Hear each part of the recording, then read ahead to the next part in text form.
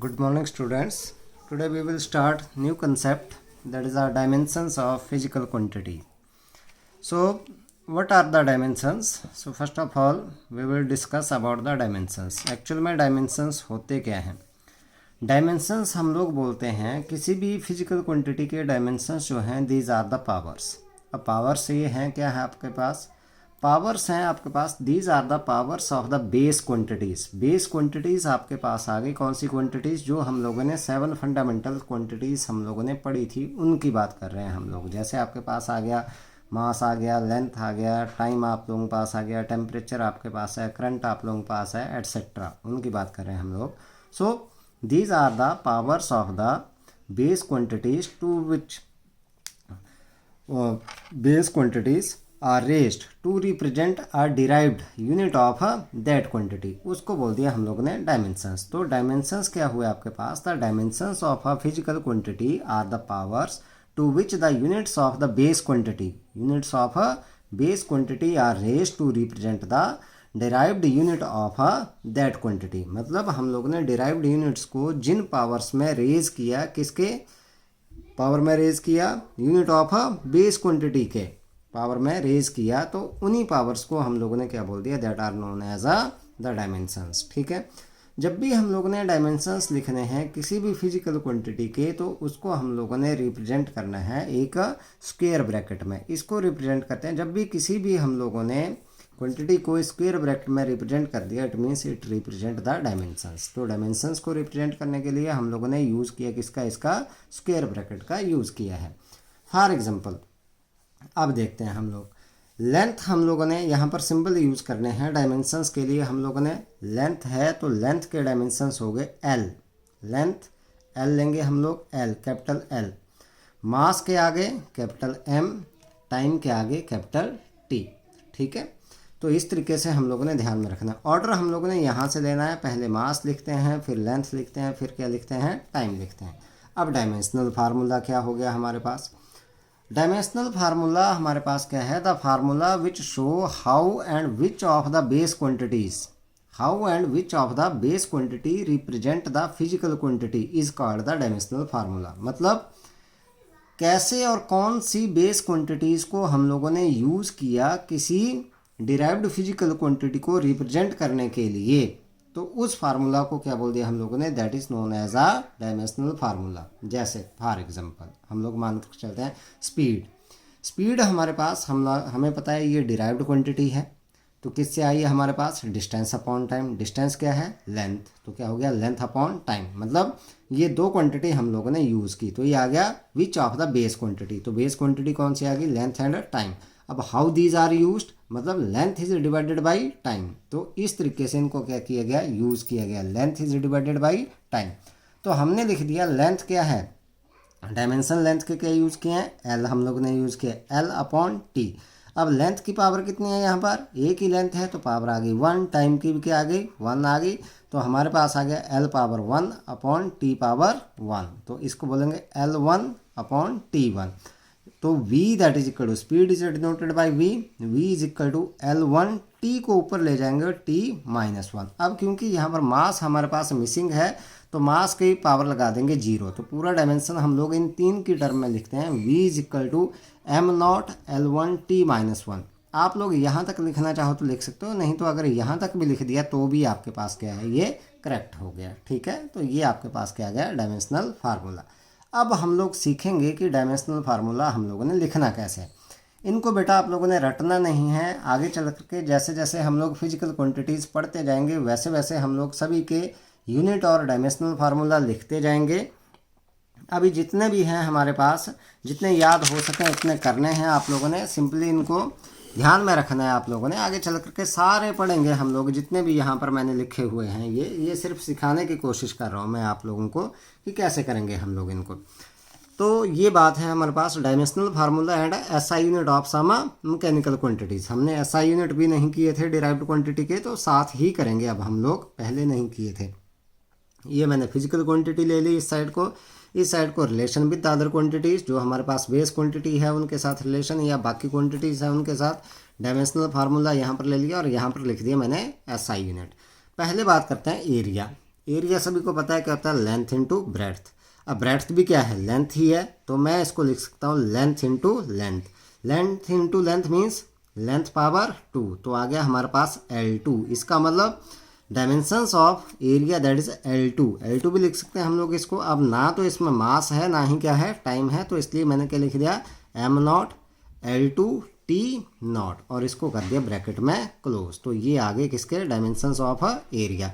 अब क्योंकि लेंथ भी मीटर में है, ब्रेड्थ भी किस में है, मीटर में, तो metre into metre that is metre square, तो इसके SI यूनिट के आगे मीटर स्क्वायर। ठीक है। अब दूसरी, जैसे मान लो आपके पास आ गया वॉल्यूम। वॉल्यूम क्या आता है, length into breadth into height. तो मतलब लेंथ, ब्रेड्थ भी क्या है, लेंथ है, हाइट भी क्या है, लेंथ है, तो क्या आ गया L⁻3, L3 मतलब L³ हम लोग इसको बोल देते हैं। तो इसके डायमेंशंस हो गए L3। L³ नहीं बोलना है, डायमेंशंस जब भी बोलना है तो क्या बोलना है, L3 बोलना है इसको। ठीक है। तो ना मास है ना टाइम है, तो हमने क्या लिख दिया इसको, m0 L3 T0। अब देखो ये भी मीटर में, ये भी मीटर में, ये भी मीटर में, metre into metre into metre that is equal to metre cube.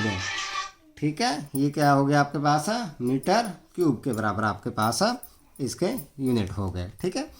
अब बात करते हैं हम लोग इसकी third one that is density. Density हम लोगों ने 9th क्लास से आप लोग पढ़ते आ रहे हो कि density that is equal to mass. Density की बात कर रहे हैं, that is a mass per unit volume. तो हमारे पास आ गया मास अपॉन वॉल्यूम। मास, तो मास के जो डायमेंशंस है वो हो m, और वॉल्यूम को हमने यहाँ पर निकाले that is L3।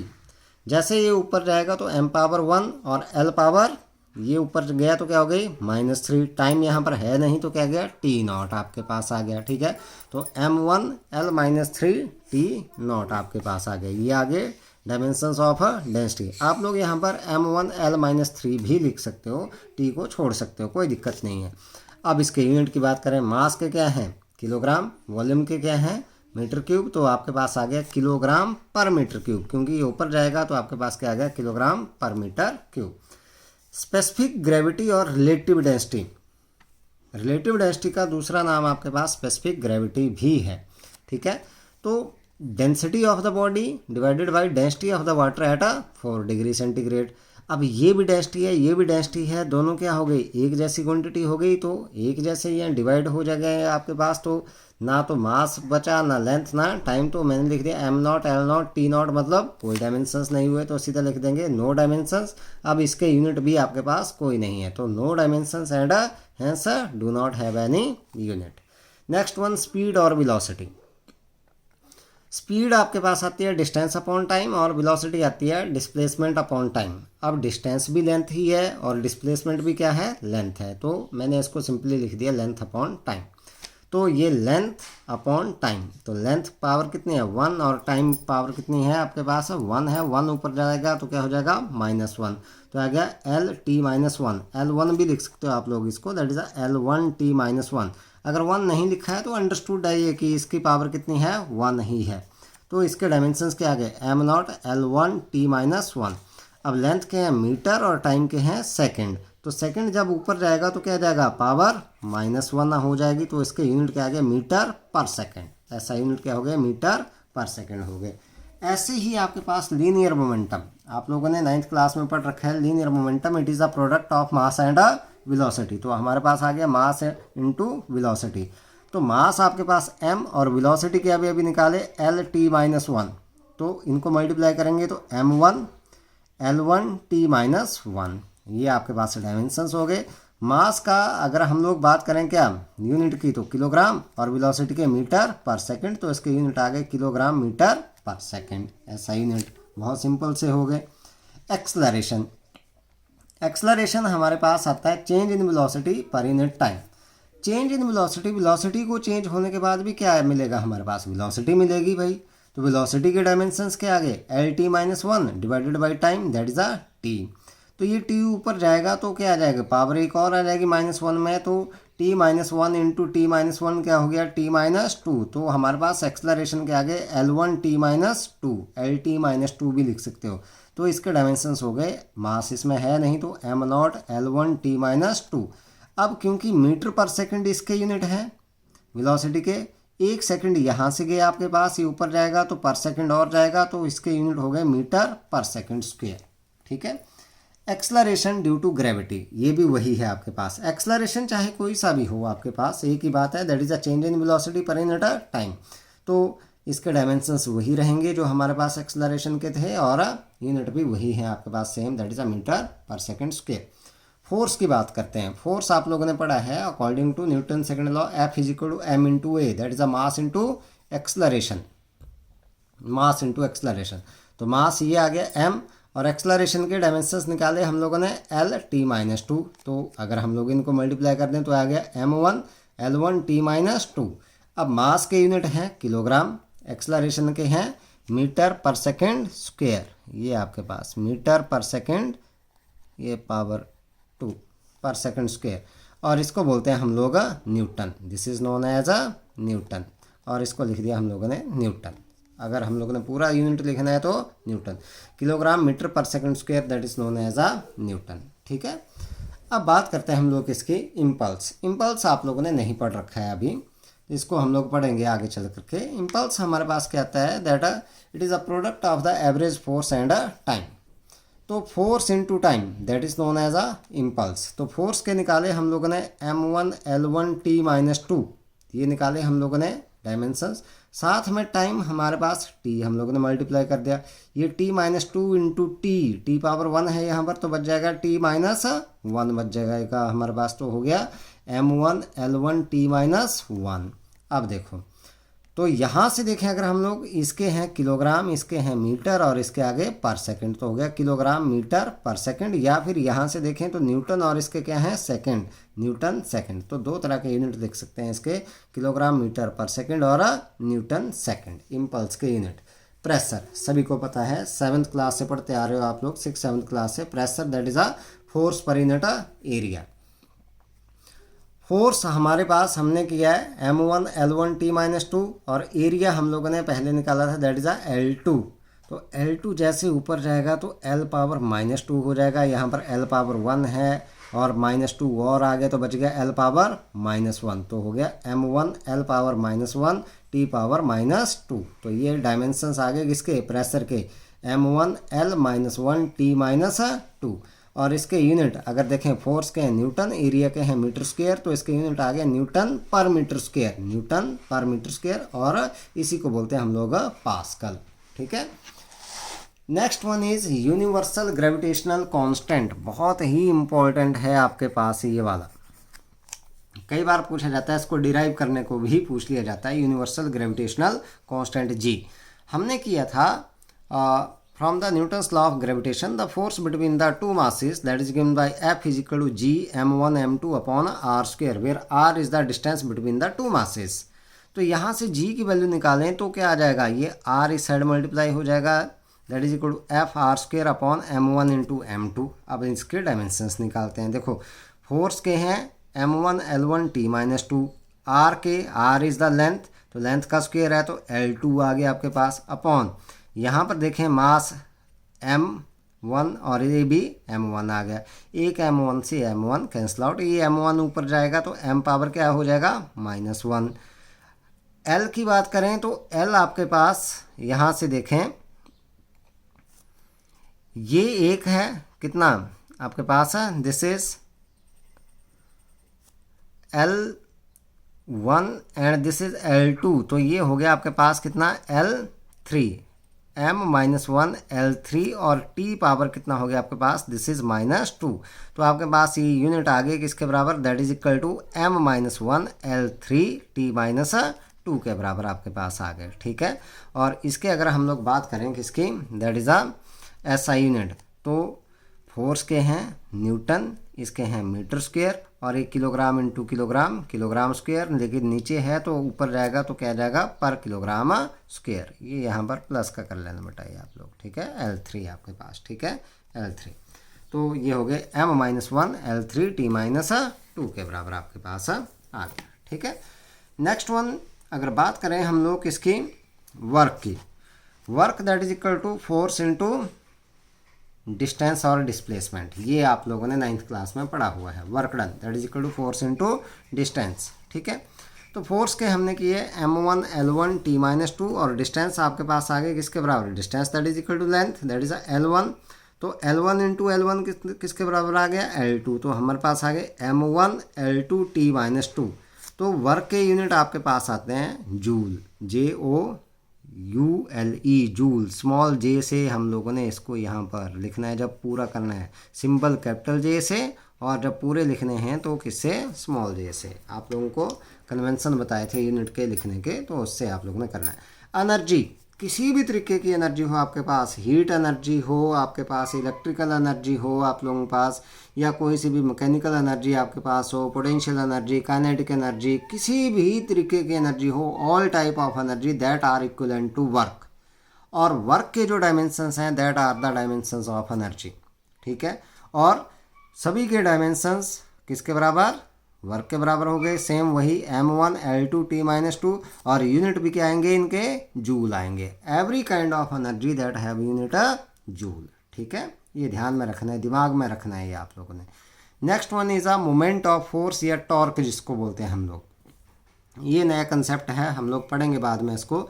Moment of force और टॉर्क हम लोग मेजर करते हैं फोर्स इंटू डिस्टेंस से। तो फोर्स हमारे पास है m1 L1 t-2, और डिस्टेंस आपके पास आ गई L1, लेंथ ही है आपके पास डिस्टेंस। तो इसके डायमेंशंस आ गए m1 L2 t-2 के बराबर, और इसके जो यूनिट हैं दैट इज़ अ फोर्स के आगे न्यूटन और डिस्टेंस के आगे मीटर। तो newton metre, sometime it is also known as a joule, joule में भी हम लोग इसको लिख देते हैं। Next one is power. Power आप लोगों ने 9th क्लास में पढ़ा हुआ है concept. Power is the rate of work done, that is a work done per unit time. तो work done per unit time, work per unit time. अब work के डायमेंशन आप लोगों ने निकाल रखे हैं, या भी अभी निकाले थे आप लोगों ने वर्क के डायमेंशन ये वाले, क्या, m1 L2 t-2 divided by time t।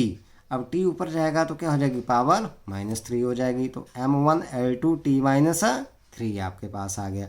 और इसके यूनिट वर्क के हैं जूल, टाइम के हैं सेकंड। तो joule per second that is known as a watt, ठीक है, watt, WATT, watt. Next one is surface tension. ये हम लोग बाद में कंसेप्ट पढ़ेंगे सरफेस टेंशन का, ये लिक्विड में एक्चुअल में आता है आप लोगों के पास। तो surface tension that is a force per unit length, force per unit length, force upon length.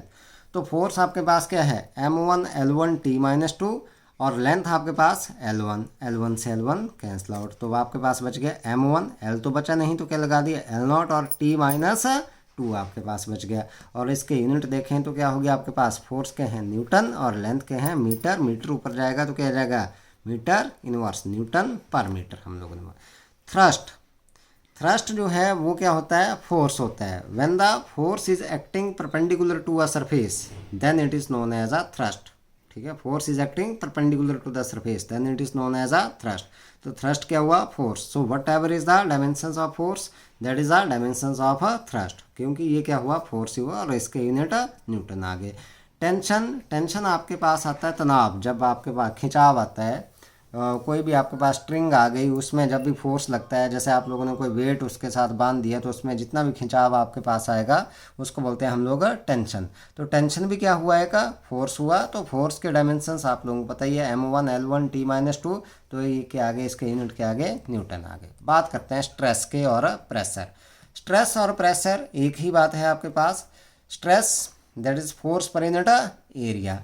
तो फोर्स आप लोगों के पास क्या है, m1 L1 t-2, और एरिया किसके बराबर है, L2। तो हमारे पास ये बच गया m1 L-1 t-2, और इसके यूनिट आगे न्यूटन पर मीटर स्क्वायर और पास्कल, क्योंकि प्रेशर के मैंने पहले निकाले थे तो इसलिए यहाँ पर ज़्यादा टाइम नहीं लेंगे हम लोग। बात करते हैं स्ट्रेन की।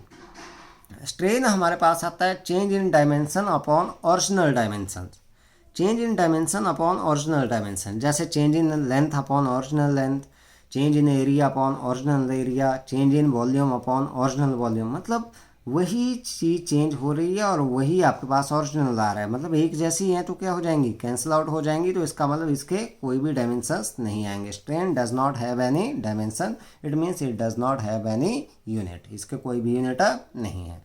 बात करते हैं कोफिशिएंट ऑफ इलास्टिसिटी, ये भी अलग कंसेप्ट है आपके पास। It is stress over strain. अब स्ट्रेस के तो आपके पास डायमेंशंस हैं, स्ट्रेस मतलब जो प्रेशर है आपके पास वही है डायमेंशन, और स्ट्रेन के कोई है नहीं, तो सिंपली किसके लिख दिया, स्ट्रेस के लिख दिए m1 l-1 t-2, और स्ट्रेन के कोई है नहीं, तो किसके आगे जो स्ट्रेस के हैं वही किसके बच गए, कोफिशिएंट ऑफ इलास्टिसिटी के बच गए, और जो यूनिट स्ट्रेस के थे वही आपके पास किसके बच गए, कोफिशिएंट ऑफ इलास्टिसिटी के। रेडियस ऑफ गायरेशन, ये भी हम लोग बाद में करेंगे। It is only the distance. Radius होती क्या है एक्चुअल में, डिस्टेंस ही होती है आपके पास, तो दैट इज एल के बराबर आपके पास length, that is m0 l1 t0, तो लेंथ के यूनिट आपके पास मीटर आते हैं। Moment of inertia, moment of inertia ये भी बाद में पढ़ेंगे हम लोग, ये आता है आपके पास mass into square of radius of gyration. Radius of gyration क्या है, डिस्टेंस का स्क्वायर, मतलब mass into square of length, तो ml2 आपके पास आ गया, तो हम लोग इसको लिख देंगे m1 l2 t0, तो मास के यूनिट है किलोग्राम और रेडियस मतलब डिस्टेंस के यूनिट है मीटर, और इसका स्क्वायर लगा दिए तो किलोग्राम मीटर स्क्वायर आपके पास आ गया यहाँ से। नेक्स्ट वन हम लोग बात करते हैं एंगल की और angular displacement, that is angle हम लोगों ने बात की थी आर्क अपॉन रेडियस।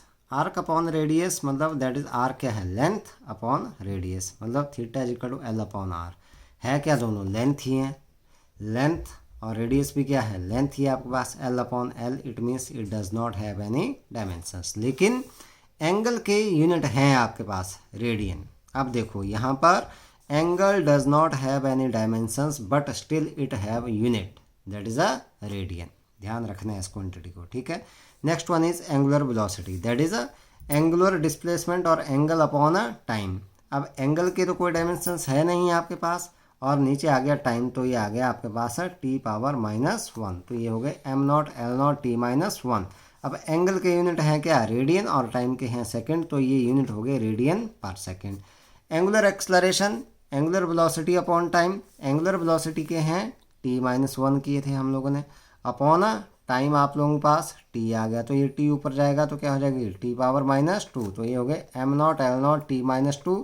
अब एंगुलर वेलोसिटी क्या है, रेडियन पर सेकंड, एक सेकंड यहाँ से ऊपर और चला गया तो क्या आ गया, रेडियन पर सेकंड स्क्वायर। वेवलेंथ, वेवलेंथ हमारे पास सिंपली लेंथ आती है एक वेव की, तो ये क्या हो गई, डिस्टेंस हो गई, डिस्टेंस किसके बराबर, लेंथ के बराबर, that is m0 l1 t0 के बराबर, तो इसके यूनिट किसके बराबर आ गए, मीटर के बराबर। Frequency, frequency that is a number of vibrations पर सेकंड, नंबर हमारे पास प्योर नंबर है ये, नंबर ऑफ वाइब्रेशंस मतलब नंबर 1 2 3 4 5 6, तो इसके कोई भी डायमेंशंस नहीं हुए आपके पास, सिर्फ किसके हैं, टाइम के हैं t, तो हमने लिख दिया 1/t that is equal to t-1, तो फ्रीक्वेंसी के क्या हो गए m0 l0 t-1। तो इसके यूनिट की बात करें तो आपके पास क्या आ गया, दैट इज अ पर सेकंड, और पर सेकंड को लिखते हैं हम लोग हर्ट्स, फ्रीक्वेंसी के यूनिट हर्ट्स आप लोगों के पास, ठीक है।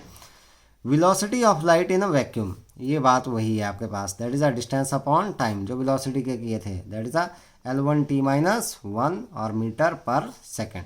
प्लैंक्स कांस्टेंट की बात करते हैं हम लोग, h। प्लैंक्स कांस्टेंट आप लोग केमिस्ट्री में पढ़ोगे और फिजिक्स में भी आप लोग पढ़ोगे। हमें पता है एनर्जी ऑफ द फोटोन, या एनर्जी आप लोगों के पास रेडिएशंस की बात करें, that is E is equal to h into nu, where h is the Planck's constant and nu is the frequency. तो यहाँ से प्लैंक्स कांस्टेंट निकालें, h that is equal to E upon nu के बराबर, energy upon frequency. Energy के हमने बात की थी जो डायमेंशंस है, that is equal to the dimensions of the work, that is m1 l2 t-2 upon frequency के हैं हमारे पास किसके बराबर निकाले थे हम लोगों ने, t-1 के बराबर। t-1 ऊपर जाएगा तो +1 हो जाएगा, तो t-2 +1 that is equal to t-1 के बराबर बच जाएगा, तो हमारे पास आ गया m1 l2 t-1, और इसके जो यूनिट हैं ऐसा unit that is a joule second के बराबर आपके पास आ गए, ठीक है। Distance travelled in nth second, ये निकालेंगे हम लोग काइनेमेटिक्स में, निकालेंगे distance travelled in nth second, that is a distance travelled पर यूनिट टाइम nth सेकंड में, तो डिस्टेंस पर unit time L upon T, तो आपके पास आ गया l1 t-1, ये भी क्या आ गया metre per second. Refractive index आप लोगों ने 10th क्लास में पढ़ा है, refractive index that is equal to C upon V के बराबर आता है, ये भी क्या है, this is the speed of the light, ये भी क्या है, स्पीड ऑफ द लाइट। अब स्पीड से स्पीड क्या हो जाएगी आपके पास है भाई, यूनिट जो है वो डायमेंशंस जो है वो कैंसिल आउट हो जाएंगे, क्योंकि दोनों के डायमेंशंस क्या है, सेम है। तो इसका मतलब it does not have any dimensions and it does not have any unit. अगर हम लोग बात करें कि इसकी टेम्परेचर की, टेम्परेचर के kelvin is the fundamental unit of temperature, तो इसके के आ जाएंगे आपके पास, तो am naught L not T not K1। तो इसके जो आपके पास SI यूनिट है वो क्या है, केल्विन, कैपिटल K से डिनोट किया। इलेक्ट्रिक करंट की बात करें I, ampere is the fundamental unit of electric current, तो हमने इसके डायमेंशंस लिख दिए, am naught L not T not A⁻1, ठीक है। और एम्पियर इसके यूनिट SI यूनिट के आगे आपके पास है A, एम्पियर। चार्ज हमें पता है current that is equal to charge per unit time, तो चार्ज निकालेंगे that is current into time. Current के जो डायमेंशंस हैं वो हैं A और टाइम के हैं T, तो हमने लिख दिया इसको am naught L not A1 T1, क्योंकि ये आगे A1 और ये T1 आपके पास। और इसके जो SI यूनिट है वो है कूलम, ठीक है, COULOMB, कूलम, इसको डिनोट करते हैं कैपिटल C से। आप लोगों ने 10th में पढ़ रखा है। इलेक्ट्रिक पोटेंशियल को डिनोट करते हैं V से हम लोग। Electric potential is the amount of work done per unit charge, that is a work done per unit charge. Work के आप लोगों ने कर रखे हैं that is M1 L2 T-2, और चार्ज के अभी किए हम लोगों ने AT के बराबर। अब ये T ऊपर जाएगा तो T-3 हो जाएगा, और A ऊपर जाएगा A⁻1 हो जाएगा, तो आपके पास आ गया M1 L2 T-3 A-1। और इसके SI यूनिट है आपके पास वोल्ट, V से डिनोट करते हैं वोल्ट, ठीक है। लास्ट वन एक और करेंगे हम लोग, क्योंकि बाकी बहुत सारे डायमेंशंस हैं वो तब करेंगे हम लोग जब पढ़ते जाएंगे, उस दौरान हम लोग इनके SI यूनिट भी लिखते जाएंगे और डायमेंशंस भी लिखते जाएंगे। अभी सभी को रटने की ज़रूरत नहीं है, बस समझना है आप लोगों ने कि एक क्वांटिटी से दूसरी क्वांटिटी के हम लोग डायमेंशंस निकालते कैसे हैं। रेजिस्टेंस आप लोगों ने पढ़ा हुआ है, रेजिस्टेंस का फार्मूला किया था हम लोगों ने R = V/I, ठीक है। ओम्स लॉ से कर रखा है हम लोगों ने, R = V/I के बराबर। तो V के हम लोगों ने अभी निकाले थे M1 L2 T-3 A-1, I के हमारे पास क्या थे A, तो A ऊपर जाएगा तो क्या हो जाएगा A⁻2 हो जाएगा, तो हमारे पास आ गया M1 L2 T-3 और A-2। और रेजिस्टेंस के जो यूनिट है SI यूनिट दैट इज ओम आप लोगों के पास आ गए। तो आप लोगों ने क्या करना है, इन डायमेंशंस को रट्टा नहीं लगाना है। मेनली मैं आप लोगों को बता दूं जो आप लोगों ने ध्यान में रखने हैं डायमेंशंस। एक तो फोर्स का आप लोगों को सभी को आना चाहिए, फोर्स। दूसरा आपके पास वर्क और एनर्जी, ये सभी को आना चाहिए। वाइब्रेशंस फ्रीक्वेंसी का आप लोगों को सभी को पता होना चाहिए। प्रेशर का सभी को आना चाहिए आप लोगों को, ठीक है। और पावर का जो आपके पास डायमेंशंस है वो सभी को आने चाहिए। ना आए तो मतलब डिराइव कर लो आप लोग, इस तरीके से आने चाहिए। मतलब बेसिक फार्मूला अगर आप लोगों को आता है, you are able to derive the dimensions by knowing this method. इस मेथड को जान करके आप लोगों को अगर इसका फार्मूला पता है तो आप लोग शुरू से चल करके लास्ट तक जो है वो डायमेंशंस जो है वो निकाल सकते हैं, ठीक है। इस तरीके से आप लोगों ने डायमेंशंस निकालने। आगे चल करके हम लोग इनके क्वेश्चंस भी करेंगे जिसमें हम लोगों को ज़रूरत पड़ेगी, लेकिन बेसिक अगर आप लोगों को ये याद हो तो बहुत अच्छी बात है, ठीक है। अब बात करते हैं इन डायमेंशन से 4 तरह की क्वांटिटीज़ हमारे पास निकली। पहली हमारे पास आते हैं डायमेंशनल कांस्टेंट। डायमेंशनल कांस्टेंट क्या आते हैं आपके पास, these are the quantities which are whose values are constant, जिनकी वैल्यू तो क्या है कांस्टेंट है, बट दीज पोजेसेस डायमेंशंस। मतलब वैल्यू तो उनकी कांस्टेंट है लेकिन इनके क्या है डायमेंशंस है। जैसे velocity of light in a vacuum, सभी को पता है कि इसकी वैल्यू क्या है कांस्टेंट है 3 × 10⁸ मीटर पर सेकेंड, लेकिन डायमेंशंस हैं इसके L1 T-1। ऐसे ही आपके पास क्या है यूनिवर्सल ग्रेविटेशनल कांस्टेंट है। क्या ये कांस्टेंट है, हर जगह पर इसकी वैल्यू क्या रहती है constant, still it have dimensions. Planck's constant है आपके पास, वैल्यू क्या है इसकी कांस्टेंट है आपके पास 6.63 × 10⁻34 जूल सेकंड आप लोगों के पास इसकी वैल्यू आती है। तो है तो क्या आपके पास ये कांस्टेंट है, लेकिन फिर भी आप लोगों के पास क्या है इसके डायमेंशंस हैं आपके पास, ठीक है। तो इस तरह की क्वांटिटीज़ जिनके आपके पास क्या है जो कि कांस्टेंट है लेकिन उनके डायमेंशंस हैं, उनको क्या बोल दिया हम लोगों ने डायमेंशनल कांस्टेंट। दूसरे आपके पास आते हैं dimensional variables.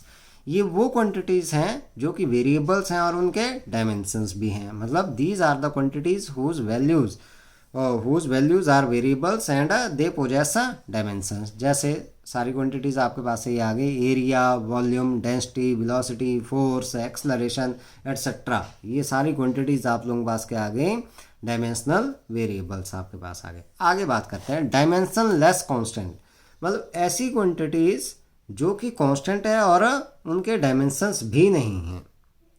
So these are the quantities whose values are constant and they do not possess dimensions, मतलब है कांस्टेंट और उनके डायमेंशंस भी नहीं है। तो आपके पास सारे के सारे pure number 1 2 3 4 5 6 7 and so on.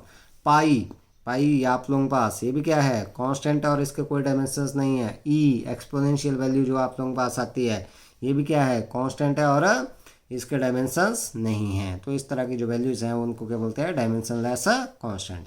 Last one आपके पास डायमेंशन लेस वेरिएबल्स, ऐसी फिजिकल क्वांटिटीज जो वेरिएबल्स हैं लेकिन उनके डायमेंशंस नहीं हैं वेरिएबल लेकिन डायमेंशंस नहीं हैं। तो these are the quantities whose values are variables and they do not have dimensions, उनके डायमेंशंस नहीं हैं। तो फॉर एग्जांपल एंगल के डायमेंशंस नहीं आए थे, लेकिन हमें पता है कि ये क्या है, वेरिएबल है, इसके यूनिट आए थे आपके पास, वैसे रेडियन आए थे, तो यूनिट से नहीं लेना देना कुछ भी हम लोगों ने, ये वेरिएबल है। स्ट्रेन आप लोगों के पास, ट्रेन इज़ वेरिएबल लेकिन इसके डायमेंशंस नहीं है।